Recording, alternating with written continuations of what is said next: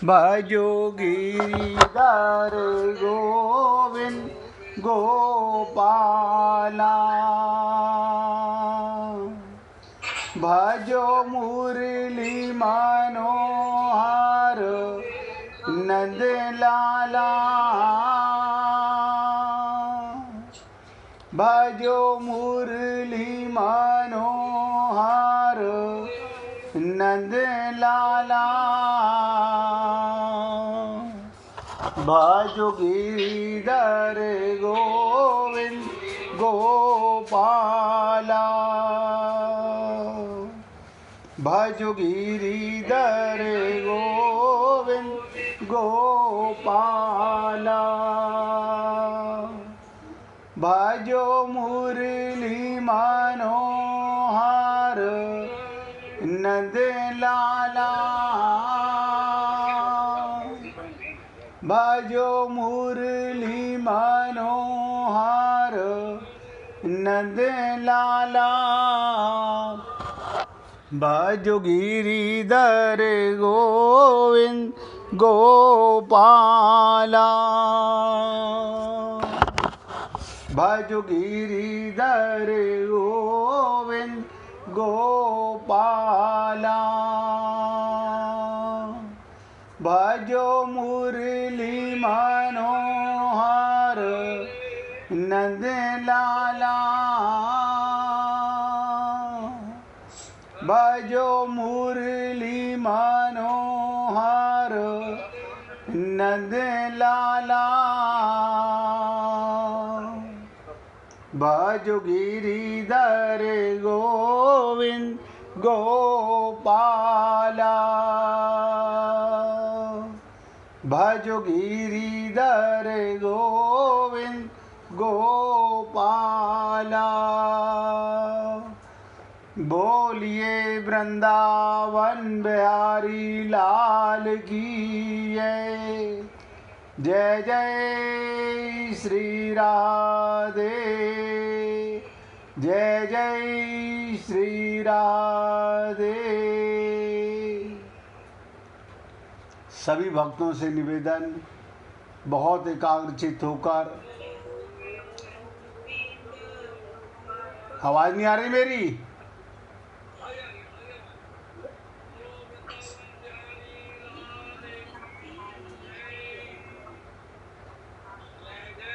मेरी आवाज नहीं आ रही?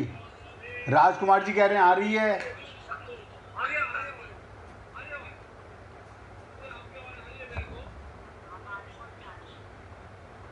भैया एक को आ रही है, एक को नहीं आ रही, क्या बताऊं? आवाज आपकी आ रही है। आप अपनी आवाज खोलिए। आवाज आ रही है। हाँ चलिए भैया, बहुत ध्यान से सुनिएगा, एक एक शब्द को हृदयंगम करने का प्रयत्न कीजिएगा। मैं आपसे निवेदन करना चाहता हूँ कि कई दिन से मेरा ये मोबाइल ख़राब चल रहा है। आज कोशिश की गई है, उम्मीद करता हूँ कि बीच में ना डिस्टर्ब करे। कल हम आपके साथ चर्चा कर रहे थे गीता के 3रे अध्याय के 26वें श्लोक पर। वो श्लोक इतना गंभीर है कि उसके एक एक शब्द को समझने के लिए हमें बहुत एकाग्रचित होकर सुनना पड़ेगा। इसलिए बहुत ध्यान से सुनिएगा। जिसके अंतःकरण में स्वतः स्वाभाविक समता है, जिसकी स्थिति निर्विकार है, जिसकी समस्त इंद्रियां अच्छी तरह जीती हुई हैं, जिसके लिए मिट्टी, पत्थर और सोना सब समान है, ऐसे तत्वज्ञ महापुरुष ही स्थित प्रज्ञ कहलाते हैं, जागा हुआ कहलाता है, आत्मज्ञानी कहलाता है। कल तक आपके साथ यहाँ चर्चा की गई, फिर अब निवेदन कर रहा हूँ, अगर किसी भक्त को अब तक कहीं कोई रुकावट महसूस होती हो तो आप पूछ सकते हैं। मैं तो केवल आपसे निवेदन करना चाहता हूँ, बहुत ध्यान से सुनेंगे, क्योंकि अब आगे और थोड़ा सा इम्पोर्टेंट और शास्त्र मत, वेद मत बातें आएंगी, जो कि हम एकाग्रता से सुनेंगे तो समझ आएगी। शास्त्र विहित यानी एक कर्म वो होता है जो शरीर मान के किया जाता है, एक कर्म वो होता है जो आत्मज्ञान के बाद किया जाता है। जो आत्मज्ञान के बाद किया जाता है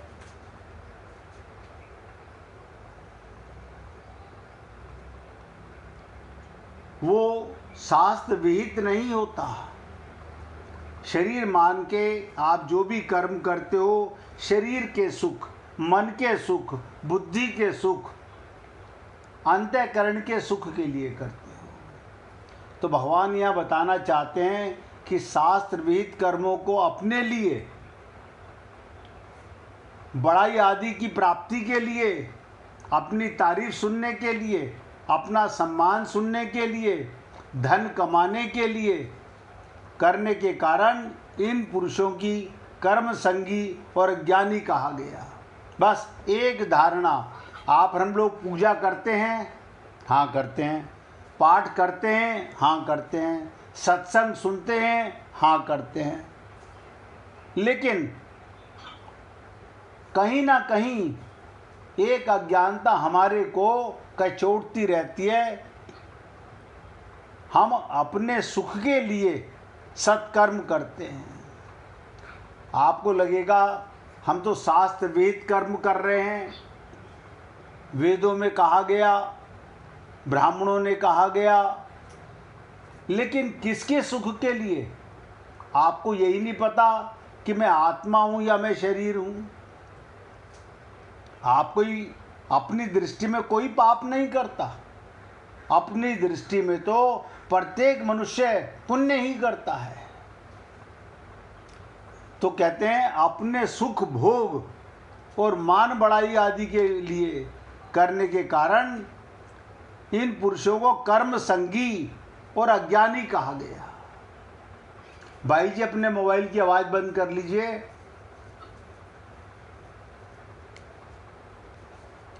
श्रेष्ठ पुरुष, ध्यान दीजिएगा, श्रेष्ठ पुरुष, जागा हुआ पुरुष, आत्मज्ञानी पुरुष, विशेष जिम्मेदारी होती है, क्योंकि दूसरे लोग स्वाभाविक ही उसका अनुसरण करते हैं। अगर संत महात्मा भी अपने सुख के लिए, अपनी इंद्रियों के लिए, अपने मन के लिए, अपने मान बढ़ाई के लिए कर्म करता है, तो जैसा गुरु वैसा चेला। इसलिए भगवान बताना चाहते हैं कि विद्वान को आज्ञा देते हैं। ध्यान के कमाल की चीज़ है, भगवान विद्वान को आज्ञा देते हैं, श्रेष्ठ पुरुष को आज्ञा देते हैं। जो अपने को संत महात्मा समझते हैं, ज्ञानी समझते हैं, महापुरुष समझते हैं, उनको भी भगवान चेता रहे हैं कि उसे ऐसा कोई आचरण नहीं करना चाहिए, ऐसी कोई बात नहीं कहनी चाहिए जिससे अज्ञानी, कामना युक्त, हम तो पहले से ही डूबे हुए थे और डूब गए, पुरुषों को वर्तमान स्थिति से पतन हो जाए। अज्ञानी पुरुष अभी जिस स्थिति में है उस स्थिति से उन्हें विचलित करना, गिराना, उनमें बुद्धि भेद उत्पन्न करना। तो संत महात्माओं का कार्य क्या है? सबके हित का भाव रखते हुए अपने वर्ण आश्रम धर्म के अनुसार शास्त्र विहित शुभ कर्मों का आचरण करते हुए रहना चाहिए। यानी आप और हम लोगों को प्रत्येक कर्म, बहुत आराम से समझिएगा, भगवान के निमित्त करना चाहिए। बस जो कर्म भगवान के निमित्त करोगे वो पाप नहीं होगा, और जो कर्म अपने शरीर के सुख के लिए, अपने शरीर के संबंधियों के सुख के लिए, मान बढ़ाई के लिए आप पूजा भी करते हो, यज्ञ भी करते हो, उपवास भी करते हो, दान भी करते हो। आपको लगता तो है शास्त्रों में ऐसा कहा है, लेकिन शास्त्रों में ये नहीं कहा कि सत्कर्म शरीर के सुख के लिए किए जाते हैं। कर्म माने सब 100% नोट करें, कर्म माने होता है सेवा। अपने शरीर के भी, ये शरीर भी आप नहीं हो, इसकी सेवा भी भगवान के निमित्त करनी, क्योंकि शरीर भी भगवान ही बने हुए हैं। आपको और हमको लगता है हमारे मम्मी पापा बने हैं शरीर ना, ये पंच महाभूत का शरीर है। पंच महाभूत भगवान बने हुए हैं, और भगवान ने एक ही श्लोक में कहा था, वासुदेव सर्वम, सारी सृष्टि का कण कण में बना हुआ हूँ। लेकिन हमारे बुद्धि में अज्ञान भर गया है। हम सत्कर्म तो करते हैं, लेकिन क्या मान के करते हैं? शरीर के सुख के लिए, शरीर के संबंध के सुख के लिए। सत्कर्म करते हुए भी पाप हो रहा है। इसलिए संत महात्माओं को भगवान निवेदित करते हैं कि देखो, अपने संपर्क में आने वाले शिष्यों को शास्त्र विहित कर्म तो बताओ, लेकिन प्रत्येक कर्म भगवान के निमित्त करना है। जहां मैंने अपने और अपनों के सुख के लिए किया, वहां स्वार्थ हो गया।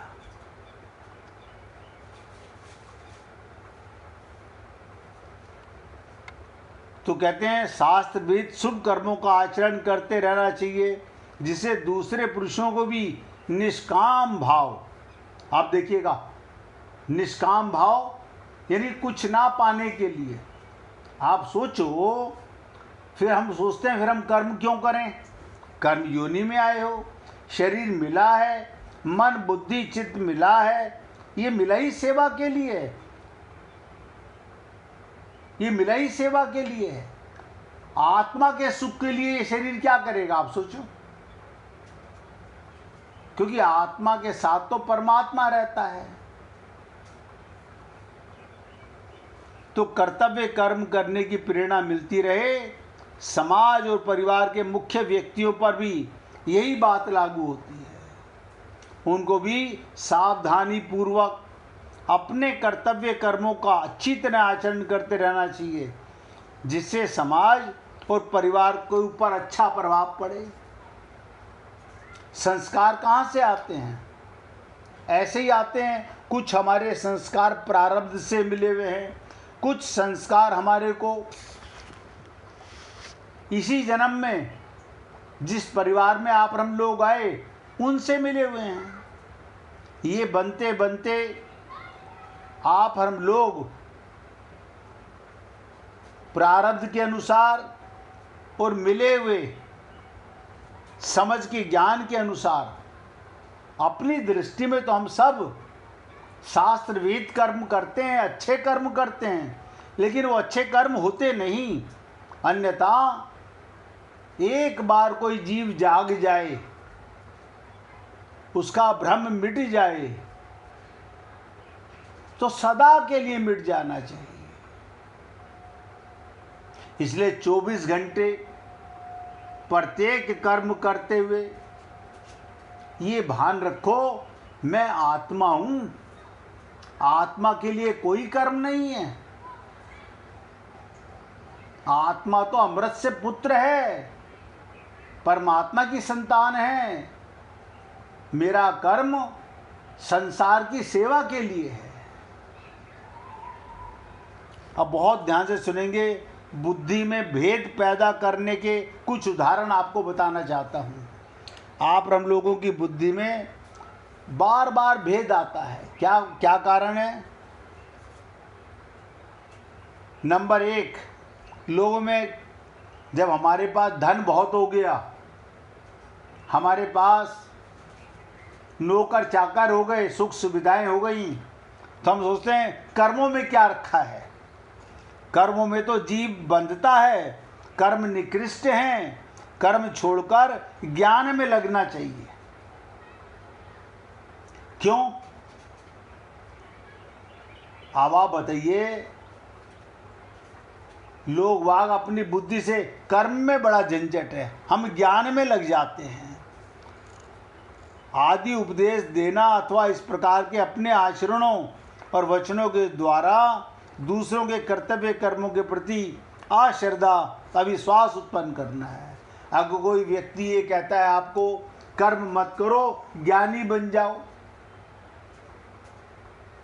क्या ज्ञानी शरीर मान के बन जाएंगे? तो आज भी आप ज्ञानी हैं,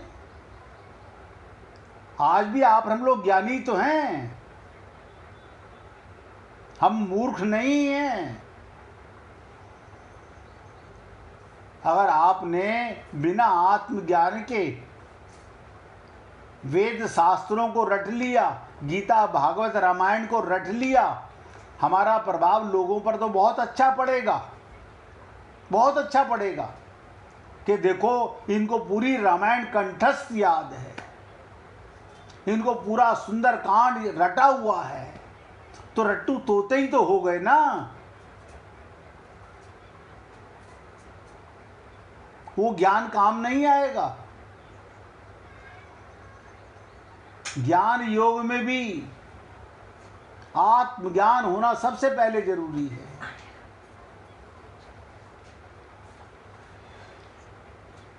तो पहला एग्जाम्पल मैंने आपको दिया, हमारी बुद्धि में कैसे अज्ञानता भर जाती है। नंबर दूसरा सुनिएगा, जहां देखो वहां स्वार्थ है। संसार में जिसको देखो, उसके आगे मत बोलना, ये सबके बीच में मत बोलना।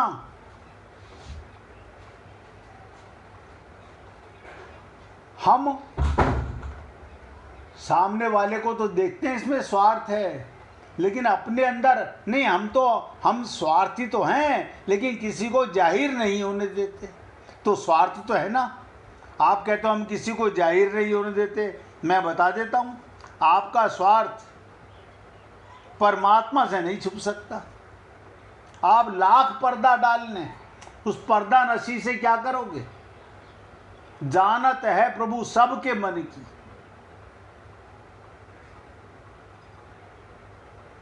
जानत है प्रभु सबके मन की। अब आप बताइए, आपको लगता है मेरे स्वार्थ को कोई नहीं देख पा रहा, भगवान देख रहा है और आपको दंड दे रहा है। तो जहां देखो वहीं स्वार्थ। स्वार्थ के बिना कोई रह नहीं सकता। सभी स्वार्थ के लिए कर्म करते हैं। मनुष्य कोई कर्म करे तो फल की इच्छा रहती ही है। फल की इच्छा ना रहे तो वो कर्म करेगा ही क्यों? ऐसे उपदेश देना। आप और हम लोग ये स्वार्थ अज्ञानता की वो निशानी है कि जिसके अंदर व्यक्ति, जिसे कहते हैं ना, अंधा बाटे रेवड़ी फिर अपने को दे। हमें अंधे नहीं हैं, हम आंख होते हुए अंधे हैं। हम सब में ये स्वार्थ की भावना भरी हुई है। जब तक कर्म माने सेवा, आप कहेंगे अब अपने परिवार के लिए कर्म कर रहे हैं, हम दुकान कर रहे हैं। ध्यान से सुनिएगा, आपकी दुकान है तो स्वार्थ है। नोट कर लो सब के सब। आपका घर है तो स्वार्थ है, आपका शरीर है तो स्वार्थ है। आप मन बुद्धि चित्त के गुलाम हो गए होगे। आपकी दुकान नहीं है, ये भगवान की दुकान है। आपको ये वर्क सौंपा गया है, कर्म सौंपा गया है। हम धन तो कमा लेते हैं, परम धन भूल जाते हैं, और ये धन आगे जाता नहीं। ये धन आगे नहीं जाता। कोई लेके गया हो तो आप सोच के बता दो। और जो ले जाने वाला धन है वो हम कमाते ही नहीं, क्योंकि सारे संसार अंधों के शहर में आईना बेच रहे हैं। सब अंधे हैं, सब स्वार्थी हैं, हम भी स्वार्थ कर रहे हैं। इसी कारण आप और लोग देखते हैं लाखों में कोई एक व्यक्ति आगे बढ़ पाता है, और हम तो चाहते हैं सबको बढ़ना चाहिए। भगवान ने सबको मनुष्य शरीर दिया, संत महात्माओं ने सबको आदेश दिया, इस देह में हरि मिलत है। अब देह मिल गया, गुरु मिल गया, लेकिन लक्ष्य अभी तक नहीं बना, एम अभी तक लाइफ का नहीं बना। तो क्या करेंगे भगवान, क्या करेगा गुरु, क्या करेगा आपको शरीर?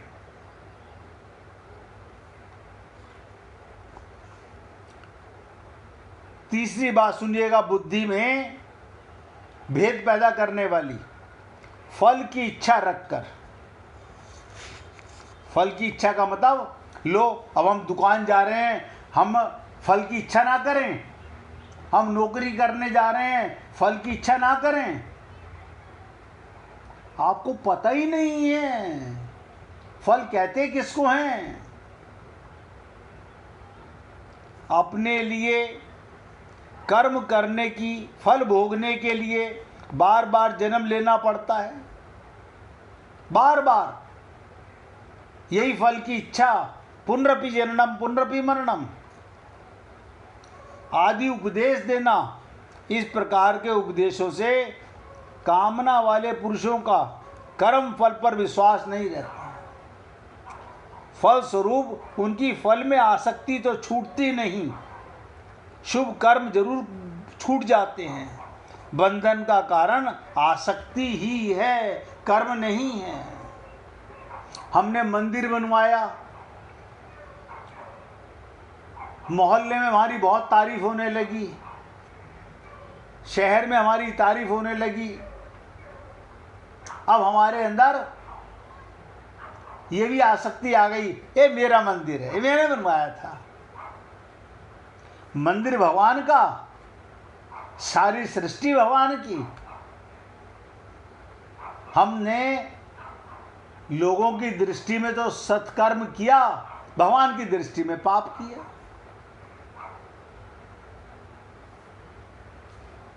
इस प्रकार लोगों में बुद्धि भेद उत्पन्न ना करके, इसलिए भगवान कहते हैं संत महात्माओं के लिए खास तौर से, लोगों में बुद्धि भेद ना उत्पन्न करके तत्वज्ञ पुरुष को चाहिए। वो अपने वर्ण आश्रम धर्म के अनुसार स्वयं कर्तव्य कर्म करे और दूसरों को भी वैसा ही करवाए।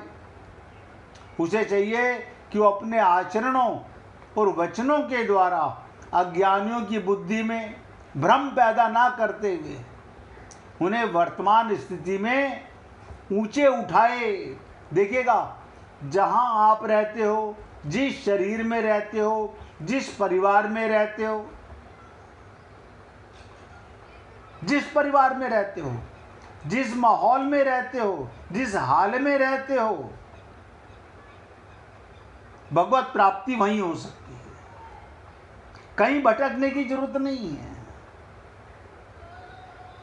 आप जाइए, चारों धाम नहीं 84 धाम जाइए, लेकिन मैंने तो आज तक किसी को नहीं देखा कि चारों धाम की यात्रा करते हुए किसी को भगवत प्राप्ति हुई। जब तक खोपड़ी का भ्रम नहीं मिटेगा, अज्ञान नहीं मिटेगा, आत्मज्ञान नहीं होगा। लेकिन आप हम लोगों ने बस इसी को भगवत प्राप्ति का रास्ता मान लिया है। अरे भगवान तो मिला हुआ है, अज्ञानता मिटानी है, मूर्खता मिटानी है, भ्रम मिटाना है, धोखा मिटाना है, राग द्वेष मिटाना है, स्वार्थ मिटाना है, सकाम भाव मिटाना है।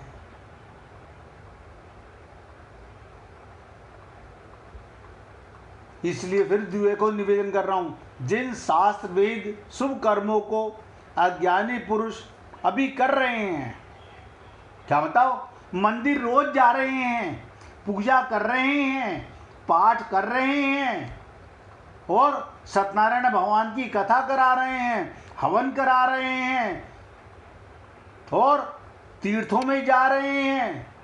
आप होगे सारा पुण्य का काम कर रहे हैं। ये सात्विक गुण वाले तो हैं, लेकिन ये खोपड़ी में नहीं बैठता। ये सात्विक गुण भी तो माया का गुण है।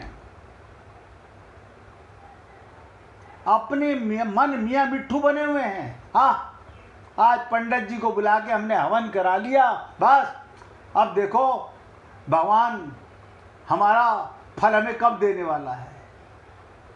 वो तो जब हवन कर रहे थे, स्वाहा बोल रहे थे, तभी मन में भाव आ रहा था। और फल क्या चाहते हैं? संसार का सुख, शरीर का सुख, परिवार का सुख, इंद्रियों का सुख। सारा संसार यही कर्म करता है।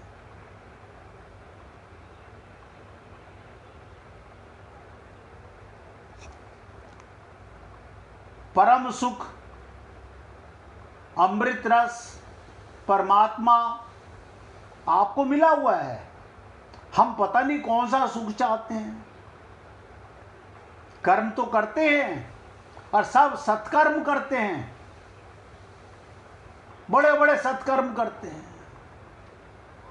हमारे को भी बहुत से लोग बुलाते हैं कि जी हमारे यहाँ अखंड रामायण का पाठ हो रहा है। मेरा जिस दिन ये जान जाओगे अखंड राम तुम्हारे हृदय में बैठा हुआ है, उस दिन जरूर आ जाएंगे आपके यहाँ अखंड रामायण के पाठ में।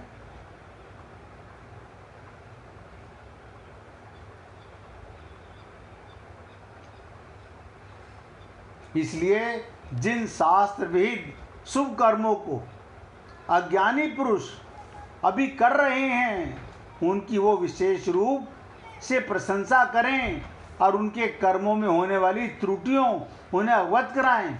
अब ध्यान से सुनो, मैंने कहा आपके कर्म गलत नहीं है, पूजा करना गलत नहीं है, पाठ करना गलत नहीं है, सेवा करना गलत नहीं है। सेवा तो परम धर्म है, लेकिन इनमें त्रुटि क्या है, बस वो समझ लीजिएगा। स्वार्थ का कुछ पाने के लिए कर्म करना पाप है। कर्म माने तो सेवा होती है, सेवा माने दूसरे को सुख देना। हम अपने सुख के लिए कर्म करते हैं। तो संत महात्माओं का कार्य है, आप जो कार्य कर रहे हैं वही कीजिए। रोज पूजा कीजिए, पाठ कीजिए, भगवान को उठाइए, नहलाइए, धुलाइए, खिलाइए, लेकिन ये शरीर का सुख पाने के लिए नहीं, मन बुद्धि का सुख पाने के लिए नहीं, सेवा मान के कीजिए। तो संत महात्माओं का कार्य है उन कर्मों में होने वाली त्रुटियां उन्हें अवगत कराए, जिससे वे उन त्रुटियों को दूर करके सांगोपांग विधि से कर्म कर सके, शास्त्र विहित कर्म कर सके। इसके साथ ही ज्ञानी पुरुष ध्यान दीजिएगा, उन्हें यह उपदेश दे कि यज्ञ करना, दान करना, पूजा करना, पाठ आदि शुभ कर्म करना बहुत अच्छा है, पर उन कर्मों में नोट करो पाप क्या है। फल की इच्छा रखना सबसे निकृष्ट कार्य है। आपका सब किया हुआ बेकार हो गया, सब कुछ बेकार हो गया। ये कौन बताएगा? जिनकी हम शरण में जाते हैं, जिन्हें हम अपना गुरु मानते हैं, जिनको हम अपना आदर्श पुरुष मानते हैं, वो हमें बताएंगे। अब वो बताएं नहीं। आज वो भी ऐसे हैं कि तुम ज़्यादा कमाओ हमें भी दे जाओ, वो भी उनसे पाप की कमाई ले रहे हैं, तो हमें क्यों बताएगा? पर उन कर्मों में फल की इच्छा रखना उचित नहीं। अब सब नोट कर लो। और हम लोग ऐसा कोई कर्म करते ही नहीं जिसमें फल की इच्छा ना छुपी हुई हो, स्वार्थ की इच्छा ना छुपी हुई हो। क्योंकि हीरे को कंकड़ पत्थरों के बदले बेचना बुद्धिमत्ता नहीं है। अतः सकाम भाव का त्याग करके शुभ कर्म करने से बहुत जल्दी लाभ होता है। इस प्रकार हे पुण्य आत्माओं, निष्काम भाव से और बुद्धि भेद को जानें, वास्तविकता को समझें। ये मत मलाल करें अब तक तो हमने इतने कर्म कर लिए तो हम पाप करते रहे। अरे तो कोई बात नहीं, अभी तक हम सोए हुए थे, अपनी बुद्धि के गुलाम थे, मन के गुलाम थे। आज हमें मालूम पड़ा कि कर्म योग कैसे होता है। प्रत्येक कर्म आपका यज्ञ है, प्रत्येक कर्म यज्ञ है।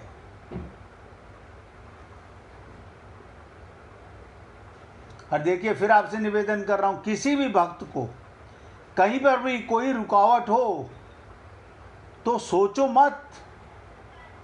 ये सेवक आप सबके आगे हाथ जोड़ के निवेदन करता है, हे पुण्य आत्माओं, पूछना।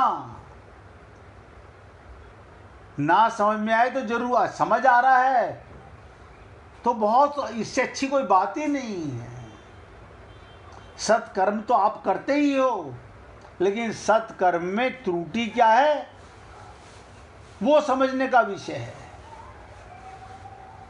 सारा कर्म किया हुआ 0/100 हो जाता है।